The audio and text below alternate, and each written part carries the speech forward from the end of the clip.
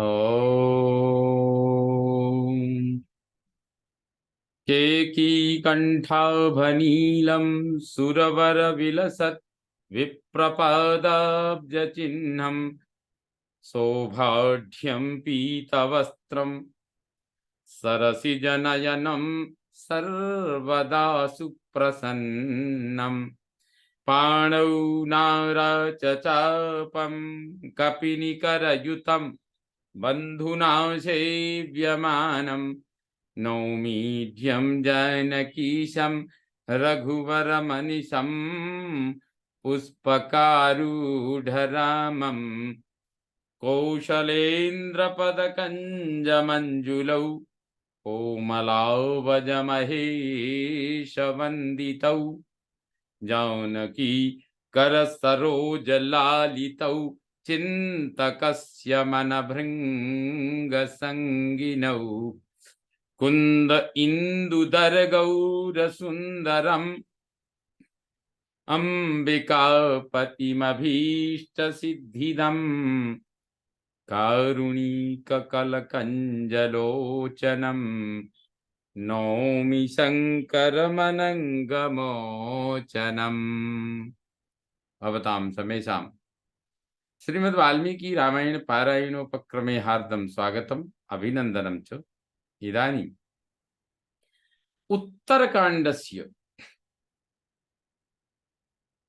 चतुर्थः सर्गः आरभ्यते। इस सर्ग में राक्षस वंश का वर्णन, हेति, विद्युत्केश और सुकेश की उत्पत्ति। श्रुत्वागस्त्येरितं वाक्यं रामो विस्मयमागतः कथमासीत् तु लङ्कायां संभवो रक्षसां पुरा।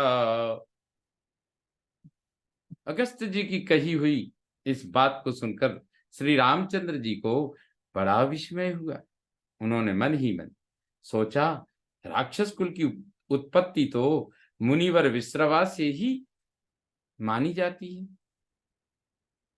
यदि उनसे भी पहले लंकापुरी में राक्षस रहते थे तो उनकी उत्पत्ति किस प्रकार हुई थी। ततः शिरः कंपयित्वा त्रेताग्नि समविग्रहम् तमगस्त्यं मुहुर्दृष्ट्वा स्मयमानोऽभ्यभाषयत् स्मयमानोऽभ्यभाषत। इस प्रकार आश्चर्य होने के अनंतर सिर हिलाकर श्री रामचंद्र जी ने त्रिविध अग्नियों के समान तेजस्वी शरीर वाले अगस्त्य जी की ओर बारंबार देखा और मुस्कुराकर पूछा, भगवन् पूर्वमप्येषा लंकासीत् पिशितासीनां श्रुत्वेदं भगवद्वाक्यं जातो मे विस्मयः परः।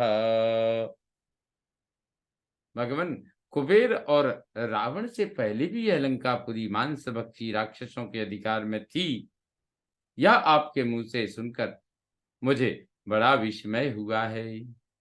पुलस्त्यवंशादुद्भूता राक्षसा इति न श्रुतम् इदानीमन्यतश्चापि संभवः कीर्तितस्त्वया। हमने तो यही सुन रखा है कि राक्षसों की उत्पत्ति पुलस्त्य जी के कुल में हुई है, किंतु इस समय आपने किसी दूसरे के कुल में भी राक्षसों के प्रादुर्भाव की बात कही है। रावणात् कुंभकर्णाश्च प्रहस्ताद् विकटादपि रावणस्य च पुत्रेभ्यः किन्नुते बलवत्तराः। क्या वे पहले के राक्षस रावण, कुंभकर्ण, प्रहस्त, विकट तथा रावण पुत्रों से भी बढ़कर बलवान थे? कयेषां पूर्वको ब्रह्मन् किन्नामा च बलोत्कटः अपराधं च कं प्राप्य विष्णुना द्राविता कथम। ब्राह्मण, उनका पूर्वज कौन था और उस उत्कट बलशाली पुरुष का क्या नाम था? भगवान भगवान विष्णु ने इन राक्षसों का कौन सा अपराध पाकर किस तरह उन्हें लंका से मार भगाया? एतद् विस्तरतः सर्वं कथयस्व ममानघ कुतूहलमिदं मह्यं नुद भानुर्यथा तमः। निष्पाप महर्षि, ये सब बातें आप मुझे विस्तार से बताइए। इनके लिए मेरे मन में बड़ा कौतूहल है। जैसे सूर्यदेव अंधकार को दूर करते हैं, उसी तरह आप मेरे इस कौतूहल का निवारण कीजिए। राघवस्य वचः श्रुत्वा संस्कारालंकृतं शुभम् अथ विस्मयमानस्तम् अगस्त्यः प्राह राघवम्। श्री रघुनाथ जी की वह सुंदर वाणी पद संस्कार, वाक्य संस्कार और अर्थ संस्कार से अलंकृत थी। उसे सुनकर अगस्त जी को यह सोचकर विस्मय हुआ कि ये सर्वज्ञ होकर भी मुझसे अनजान की तरह पूछ रहे हैं।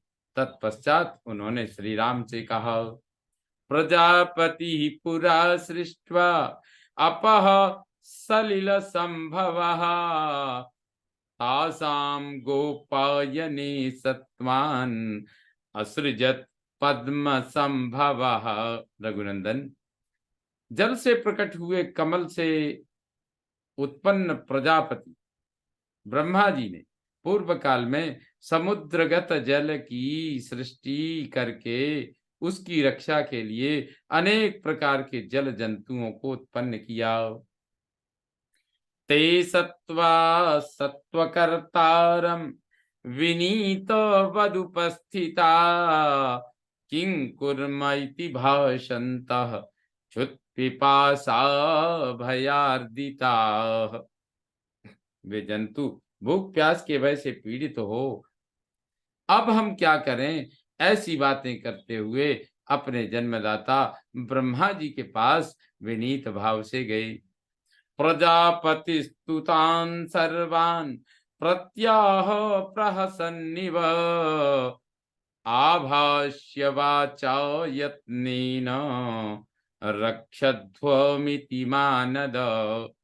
दूसरों की बात, दूसरों को मान देने वाले रघुवीर, उन सबको आया देख प्रजापति ने उन्हें वाणी द्वारा संबोधित करके हंसते हुए कहा, जल जंतुओं, तुम यत्न पूर्वक इस जल की रक्षा करो। रक्षामइति तत्रान्यैर् यक्षाम यत् इति चापरै भुक्षिता भुक्षितैरुक्तस् ततस्तानाः भूतकृत्। वे सब जंतु भूखे प्यासे थे। उनमें से कुछ ने कहा, हम इस जल की रक्षा करेंगे, और दूसरे ने कहा, हम इसका यक्षण यानी पूजन करेंगे। तब उन भूतों की सृष्टि करने वाले प्रजापति ने उनसे कहा, रक्षाम इति यैरुक्तम राक्षसास्ते भवन्तु वः यक्षाम इति यैरुक्तम यक्षा एव भवन्तु वः।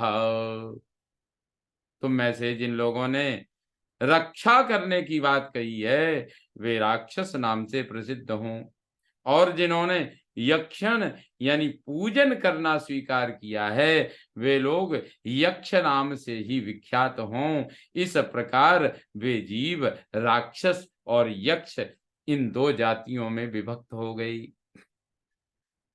तत्र हेतिः प्रहेतिश्च भ्रातरौ राक्षसाधिपौ मधुकैटभ संकाशौ बभूवतुररिंदमौ। उन राक्षसों में हेती और प्रहेती नाम वाले दो भाई थे, जो समस्त राक्षसों के अधिपति थे। शत्रुओं का दमन करने में समर्थ वे दोनों वीर मधु और कैटभ के समान शक्तिशाली थे। प्रहेति धार्मिकस्तत्र तपोवनगतस्तदा हेतिर् हेतिर्दारक्रियार्थे तु परम यत्नमथा करोत्। उनमें प्रहेति धर्मात्मा था, अतः वह तत्काल तपोवन में जाकर तपस्या करने लगा। परंतु हेति ने विवाह के लिए बड़ा प्रयत्न किया। सकाल भगिनीं कन्याम भयाम नाम भया, सकालो भगिनीं कन्याम भयाम नाम महाभयाम, उदावहदमे आत्मा स्वयमेव महामति।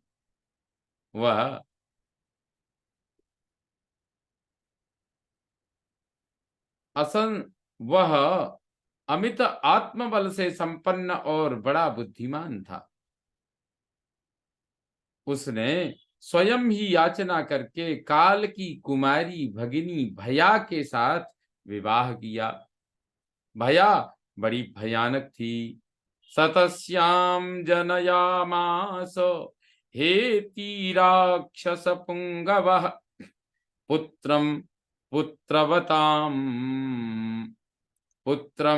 पुत्रवताम श्रेष्ठो विद्युत्केशमिति श्रुतम। राक्षस राज हेति ने भया के गर्भ से एक पुत्र को उत्पन्न किया, जो विद्युत केश के समान, तो जो विद्युत केश के नाम से प्रसिद्ध था। उसे जन्म देकर हेति पुत्रवानों में श्रेष्ठ समझा जाने लगा। विद्युत केशो हेति पुत्र सदीप्तार्क समप्रभः व्यवर्धत महातेजास तोयमध्य इवाम्बुजम। हेति पुत्र विद्युत केश दीप्तिमान सूर्य के समान प्रकाशित होता था। वह महातेजस्वी बालक जल में कमल की भांति दिनों दिन बढ़ने लगा। स यदा यौवनम भद्रम अनुप्राप्तो निशाचरः ततोदार क्रियां तस्य कर्तुम व्यवसितः पिता। निशाचर विद्युत केश जब बढ़कर उत्तम युवावस्था को प्राप्त हुआ, तब उसके पिता राक्षस राज हेति ने अपने पुत्र का व्याह कर देने का निश्चय किया। संध्या दुहितरम सोथ संध्या तुल्याम प्रभावतः वरयामास पुत्रार्थम हेति राक्षस पुंगवः। राक्षस शिरोमणि हेति ने अपने पुत्र को व्याहने के लिए संध्या की पुत्री का, जो प्रभाव में अपनी माता संध्या के ही समान थी, उसका वरण किया। अवश्यमेव दातव्या परस्मै सेति संध्यया चिंतयित्वा सुता दत्ता विद्युत केशाय राघव। रघुनंदन, संध्या ने सोचा, कन्या का किसी दूसरे के साथ ब्याह तो अवश्य ही करना पड़ेगा, अतः इसी के साथ क्यों न कर दूं। यह विचार कर उसने अपनी पुत्री विद्युत केश को ब्याह दी। संध्यायास्तनयां लब्ध्वा विद्युत केशो निशाचरः रमते सतया सार्धम पौलोम्यां मघवानिव। संध्या की उस पुत्री को पाकर निशाचर विद्युत केश उसके साथ उसी तरह रमण करने लगा जैसे देवराज इंद्र पुलोम पुलोम पुत्री सची के साथ विहार करते हैं। केनचित्त्वथ कालेन रामसालकटङ्कदा विद्युत्केशात् गर्भमाप धनराजिरिवार्णवात्। श्री राम संध्या को उस संध्या की उस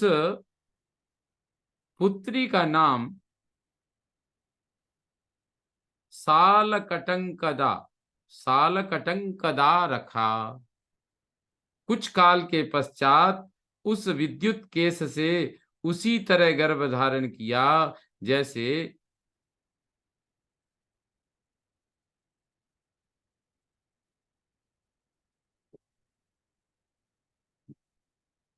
सीपी पंक्ति समुद्र से जल ग्रहण करती है।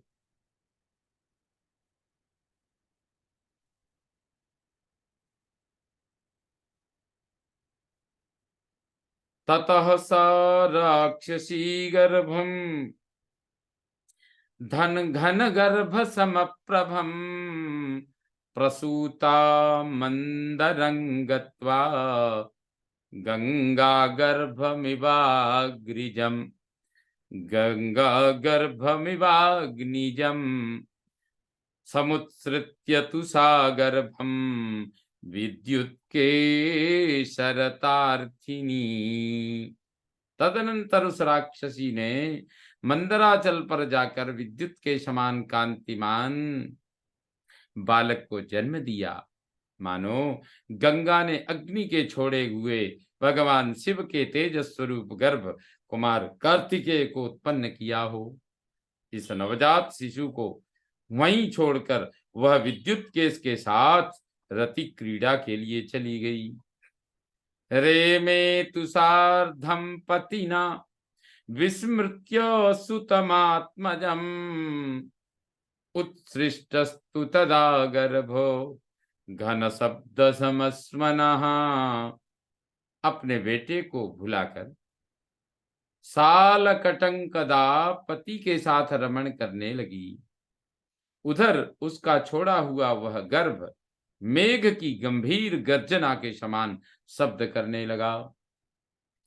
तत्स्योत्सृष्टः सतु शिशुः शरदर्क समद्युतिः निधायास्ये स्वयं मुष्टिम रुरोद सनकैस्तदा। उसके शरीर की कांति शरत काल के सूर्य की भांति उद्भासित होती थी। माता का छोड़ा हुआ वह शिशु स्वयं ही अपनी मुट्ठी मुंह में डालकर धीरे धीरे रोने लगा। ततो वृषभमास्थाय पार्वत्या सहितः शिवः वायुमार्गेण गच्छन् वै शुश्रावोरुदितस्वनम्। उस समय भगवान शंकर पार्वती के साथ बैल पर चढ़कर वायु मार्ग से जा रहे थे। उन्होंने उस बालक के रोने की आवाज सुनी। अपश्यदुमया सार्धम रुदंतम राक्षसात्मजम कारुण्य भावात् पार्वत्या भवस्त्रिपुरसूदनः तम राक्षसात्मजम चक्रे मातुरेव वयः समम। सुनकर पार्वती सहित शिव ने उस रोते हुए राक्षस कुमार की ओर देखा। उसकी दयनीय अवस्था पर दृष्टिपात करके माता पार्वती के हृदय में करुणा का स्रोत उमड़ आया। उनकी प्रेरणा से त्रिपुरसूदन भगवान शिव ने उस राक्षस बालक को उसकी माता की अवस्था के समान ही नौजवान बना दिया। अमरम चैव तं कृत्वा महादेवोऽक्षरो व्ययः पुरमाकाशगं प्रादात्, पुरमाकाशगं प्रादात् पार्वत्या प्रिय काम्यया। इतना ही नहीं, पार्वती जी का प्रिय करने की इच्छा से अविनाशी एवं निर्विकार भगवान महादेव ने उस बालक को अमर बनाकर उसके रहने के लिए एक आकाशचारी नगराकार विमान दे दिया। उभया उमया पिबरो दत्तो राक्षसीनां नृपात्मज सद्योपलब्धिर्गर्भस्य प्रसूतिः सद्य एव च, सद्य एव वयः प्राप्तिम मातुरेव वयः समम। राजकुमार, तत्पश्चात पार्वती जी ने भी यह वरदान दिया कि आज से राक्षसियां जल्द ही गर्भ धारण करेंगी, फिर शीघ्र ही उसका प्रसव करेंगी और उनका पैदा किया हुआ बालक तत्काल बढ़कर माता के ही समान अवस्था का हो जाएगा। ततः सुकेशो वरदान गर्वितः श्रियं प्रभो प्राप्य हरस्य पार्श्वतः चचार सर्वत्र महान् महामति खराम खगम पुरम प्राप्य पुरंदरो यथा। विद्युत केश का वह पुत्र सुकेश के नाम से प्रसिद्ध हुआ। वह बड़ा बुद्धिमान था। भगवान शंकर का वरदान पाने से उसे बड़ा गर्व हुआ और वह उन परमेश्वर के पास से अद्भुत संपत्ति एवं आकाशचारी विमान पाकर देवराज इंद्र की भांति सर्वत्र अबाध गति से विचरने लगा। इत्यार्षे श्रीमद् रामायणे वाल्मीकि आदि काव्ये उत्तरकांडे चतुर्थ सर्ग संपूर्णतां याति। ओम पूर्णमदः पूर्णमिदं पूर्णात् पूर्णमुदच्यते पूर्णस्य पूर्णमादाय पूर्णमेवावशिष्यते। ओम शांति शांति शांति। सर्वे भवन्तु सुखिनः, सर्वे सन्तु निरामया, सर्वे भद्राणि पश्यन्तु मा कश्चित् दुःखभाग् भवेत्। ओम शांति शांति शांति। श्री रामचंद्रो विजयते तराम।